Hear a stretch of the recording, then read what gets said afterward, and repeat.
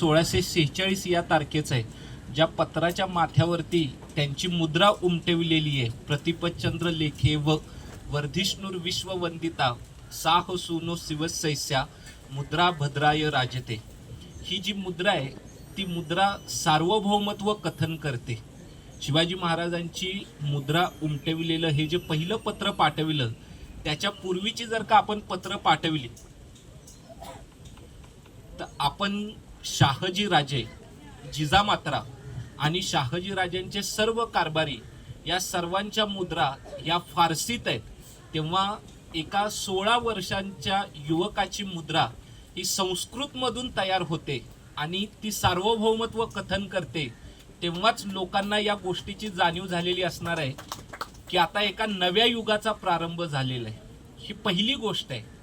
दुसरी गोष्ट, अफजल खान जेव्हा त्यांच्या विरोधात चालून आला तेव्हा अफजल खानाचा आणि शिवाजी महाराजांचा जो पत्रव्यवहार झाला त्या पत्रव्यवहारात अफजल खानानं शिवाजी महाराजांकडे जी तक्रार नोंदविलेली होती, तुम्ही स्वतःच चक्रवर्ती राजाची चिन्हे धारण करीत आहात, अन्यायाने सुवर्ण सिंहासनावर बसता, लोकांचा निग्रहानुग्रह करिता, स्वतंत्र होऊन वंदनीयांना वंदन करीत नाही आणि लुंग्या सुंग्यांना भीत नाही, त्या अर्थी प्रतापी आदिलशहाने अफजल खानाला तुम्हा विरुद्ध पाठवून दिलेला आहे.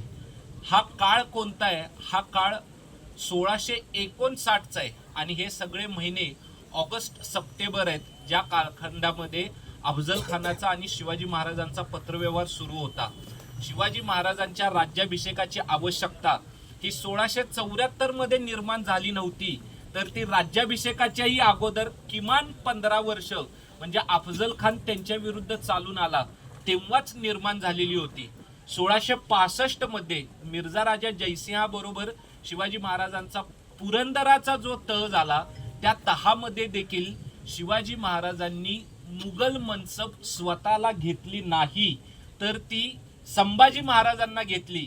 कदाचित मुघल मनसब स्वतःला घेणं म्हणजे आपल्या धवल कारकिर्दीवरती डाग लावून घेण्यासारखं आहे असं शिवाजी महाराजांना वाटलं असेल, म्हणून ती मनसब त्यांनी संभाजी महाराजांकरता स्वीकारली.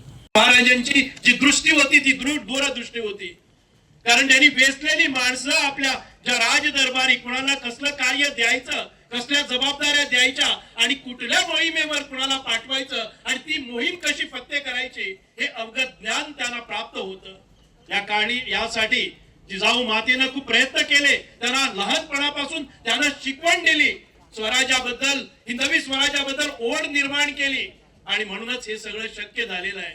आज मी तुमचा जास्ती वेळ घेणार नाही, परंतु सोनाली ताईंनी ज्या रीतीनं सांगितलं, आज सकाळी जो राज्याभिषेकाचा दिन आपण सोहळा माझ्या निवासस्थानी म्हणजे शिवनेरीवर तिथं छत्रपती शिवाजी महाराजांच्या मंदिरात संपन्न झाला, तो एक अभूतपूर्व होता. म्हणून मी तुमचं सगळ्यांचं खूप खूप मनापासून धन्यवाद म्हणतोय, कारण आपण सगळ्यांनी माझ्यावर विश्वास दाखवला आणि हा जो समारंभ इथं घडवलेला आहे तो वर्षानुवर्ष चालावा हीच आमची इच्छा आहे. म्हणूनच आज जरी मी आर्किओलॉजी पुरातन खात्याचा मंत्री असलो तरी आमचं नियमित प्रयत्न आहे. काही इथं आपले सगळे युवक जे शिवप्रेमी आहेत ते सदोदित मला फोन करतायत, माझ्या घरी येऊन प्रत्येक वेळेला मला मी विसरलो असेल असं त्यांना वाटतंय, परंतु काही तांत्रिक गोष्टी आपण सहज शक्य होत नाहीत. ही जी प्रॉपर्टी आहे ती कदाचित दुसऱ्यांच्या हाती आहे आणि ती आपण आता गॅझेटेड पण केलेलं आहे.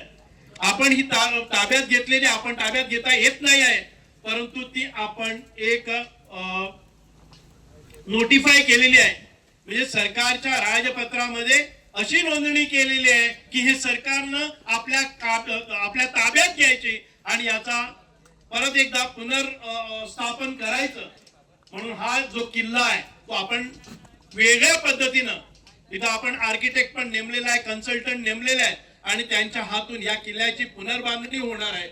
छत्रपती शिवाजी महाराजांच्या निधनानंतर हा किल्ला अर्धवट राहिला, तो पूर्ण करण्याची संधी आपल्या गोवा सरकार किंवा डॉक्टर प्रमोद सावंतांच्या या राजवटीत आम्ही उचललेली आहे आणि निश्चितच आपले बेतुलवासी आहेत, शिवप्रेमी आहेत आणि त्यांच्या मनात खटखटणारा ते जे तेज छत्रपती शिवाजी महाराजांचं ते पुनर्स्थापित करण्यासाठी आम्ही प्रयत्न करणार आहोत.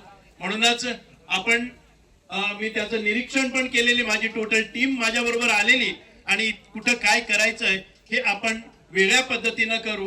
आणि या किल्ल्याचं जे दैदिप्यमान असं स्तंभ करणार ते परत एकदा आपण आपल्या सगळ्यांसाठी, गोमंतकासाठी भूषण ठरणार असा हा किल्ला आपण परत एकदा प्रस्थापित करू, एवढंच सांगतोय. खूप दोन्ही वक्त्यांनी अगदी विस्तृतपणे सांगितलं आहे की या शिवराज्याभिषेकाचं महत्त्व काय होतं. तर त्यावेळी ज्यावेळी मुस्लिम धर्मियांची सत्ता या भारत देशावर होती आणि त्यांचा सगळा विरोध मोडून काढत एक हिंदू राज्य स्थापन करणे हे खूपच जिकिरीचे काम होते. आणि हा शिवराज्याभिषेक सोहळा हा एक सोहळा, फक्त एक विधी, एक कार्यक्रम नव्हता, तर स्वराज्याचा पाया अधिक दृढ करण्यासाठी या शिवराज्याभिषेक सोहळ्याचं अमूल्य असं योगदान आहे. कुतुबशाही, मुघल, आदिलशाही या सगळ्या त्या कारभारात त्यावेळी अनेक असे मराठी सरदार होते जे स्वतःला राजे म्हणून घेत असत, पण त्यांचा विधियुक्त राज्याभिषेक झाला नव्हता. या राज्याभिषेकाच्या निमित्ताने शिवाजी महाराजांना या सगळ्यांना दाखवून दिलं की हिंदूंचं एक स्वतंत्र असं साम्राज्य आहे, राज्य आहे, आणि हिंदूंचा स्वतंत्र असा राजा सुद्धा आहे. आता शिवराज्याभिषेक का व्हावा असं कुणाला वाटलं, शिवराज्याभिषेक व्हावा असं सर्वप्रथम कुणाला वाटलं किंवा कुणाच्या सूचनेवरून ते करण्यात आलं, याबद्दल अनेक मतांतरे आहेत. पण बहुतेक ठिकाणी असं सांगितलं जातं की महाराजांच्या पराक्रमाची कीर्ती ऐकून काशीहून वेदमूर्ती वेदो नारायण गागा भट्ट हे स्वतः त्यांना भेटण्यासाठी रायगड किल्ल्यावर आले आणि त्यांनी सांगितलं की महाराज, तुमच्या कीर्तीचा सुगंध हा आमच्यापर्यंत पोचला आहे आणि त्यासाठी आम्ही खास काशीवरून इथे दक्षिणेत तुमच्याकडे एक धर्मसंकल्प घेऊन आलो आहोत. मी तुमचा हा किल्ला पाहिला, या किल्ल्यात सगळं काही आहे, फक्त एक गोष्ट नाही आहे, ती म्हणजे सिंहासन. संपूर्ण आर्यावर्तात हिंदूंनी गर्व करावा असं एकही सिंहासन नाही आहे. आमची हिंदू देवालयं नष्ट होत आहेत, देवतांची विटंबना होत आहेत, आणि अनेक हिंदूंना, दुर्बल हिंदूंना धर्मांतरित केलं जात आहे.